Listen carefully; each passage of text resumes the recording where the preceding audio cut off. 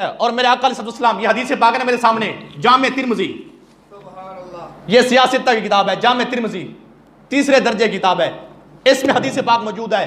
آقا فرماتے گئے کوئی منافق علی سے پیار نہیں کر سکتا، کوئی مومن علی سے بغض نہیں رکھ سکتا۔ اور بات کو میں اپنے انداز میں پیش کروں، جو علی کا نام سن کے جس کے ماتھے میں بل پڑ جائے وہ منافق ہے، جو علی کا نام سن کے خوش ہو جائے وہ حضور کا غلام سچا عاشق ہے۔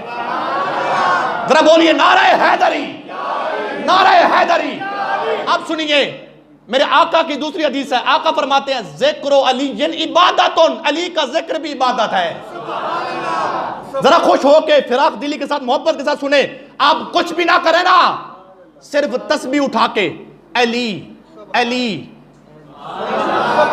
تسبیح اٹھا کے صرف آپ پڑھے ہر دانے پہ علی علی علی علی علی، آپ یہ پڑھتے رہے۔ کوئی پوچھے یار یہ کون سی تسبیح ہے، اسے حدیث سنا، تمہیں پتہ نہیں ہے آقا نے فرمایا علی علی کہنا بھی عبادت ہے۔